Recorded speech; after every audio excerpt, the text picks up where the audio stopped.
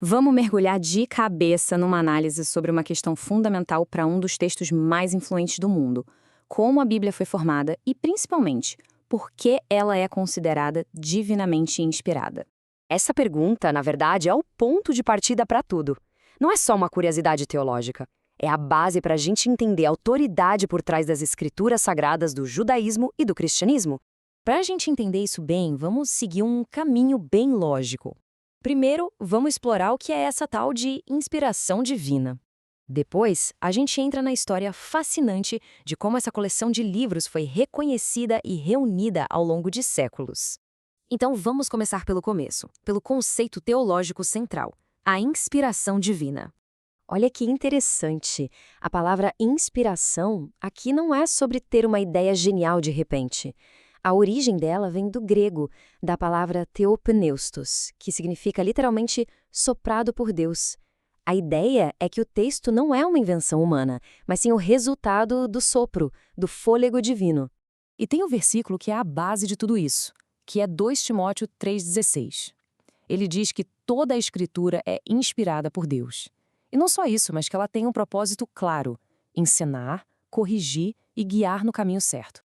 Bom, se as Escrituras vêm de Deus, isso abre uma discussão muito importante sobre a natureza da sua autoridade. E aqui a gente chega numa divisão fundamental. De um lado, tem a visão de que a Bíblia é a palavra de Deus. É a chamada visão ortodoxa ou plenária, ou seja, o texto inteiro é inspirado. Do outro lado, tem a ideia de que a Bíblia contém a palavra de Deus. Parece sutil, né? Mas a diferença é gigante. Nessa segunda visão, caberia a nós, leitores, decidir o que é divino e o que não é, o que pode levar a interpretações bem mais subjetivas. Agora, um ponto importante é que a maioria concorda que essa inspiração não foi algo mecânico, tipo um robô escrevendo o que Deus ditava. A ideia é que foi um processo dinâmico. Deus usou as personalidades, as experiências e até o estilo de cada autor. Pensa só, o jeito que o apóstolo Paulo, um intelectual, escrevia é bem diferente do jeito de Pedro, um pescador. Mas, nessa visão, a mensagem central, a verdade, foi preservada de erros porque a fonte era divina. Certo, então os textos foram inspirados. Mas como é que eles viraram um livro só, a Bíblia que a gente conhece hoje? Vamos entrar agora no processo histórico da formação do cânon. A própria palavra cânon já nos dá uma pista.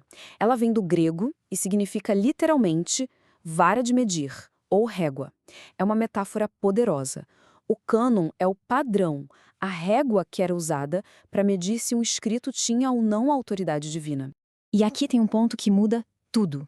A ideia defendida é que a Igreja não criou o cânon. Ela não deu autoridade aos livros. O papel dela foi o de reconhecer a autoridade que já existia neles por causa da sua origem divina. Ou seja, a Igreja se submete à autoridade da Escritura e não o contrário. Isso levanta uma pergunta óbvia, né? Se a Igreja só reconheceu, que critérios ela usou? Como foi essa seleção? Para o Novo Testamento, basicamente, eles usaram um filtro de 3 etapas. Primeiro, a apostolicidade. O livro tinha uma ligação direta com algum apóstolo ou com alguém muito próximo a eles. Segundo, ortodoxia. O que o livro ensinava estava de acordo com a fé cristã que já era estabelecida. E terceiro, a aceitação universal. As igrejas espalhadas pelo mundo antigo já usavam e reconheciam aquele livro como sagrado. E claro, nenhuma discussão sobre o cânon estaria completa sem a gente falar de um grupo de textos bem conhecido, os livros apócrifos. O que são esses livros? Bom, eles foram escritos naquele intervalo de tempo de mais ou menos 400 anos, entre o fim do Antigo Testamento e o começo do Novo. Um ponto importante é que eles não faziam parte do cânon judaico, que é o mesmo Antigo Testamento que a tradição protestante reconhece. Essa linha do tempo ajuda a gente a colocar as coisas em perspectiva. Primeiro, o período em que os apócrifos foram escritos. Séculos depois, lá por 150 d.C., um homem chamado Marcião criou o próprio cânon dele, rejeitando todo o Antigo Testamento.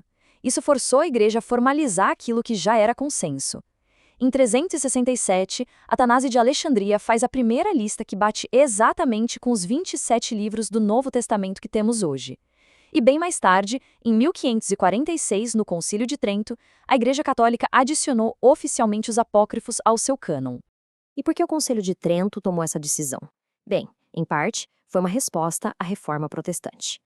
Esses livros apócrifos davam base para algumas doutrinas importantes para a Contra-Reforma, como o purgatório e a salvação por obras, que não tinham apoio tão claro nos 66 livros do cânon protestante. No fim das contas, toda essa história sobre inspiração e sobre o cânon nos lembra de algo muito poderoso. Aquilo que uma comunidade define como sua escritura sagrada molda profundamente suas crenças, suas práticas e até a sua identidade.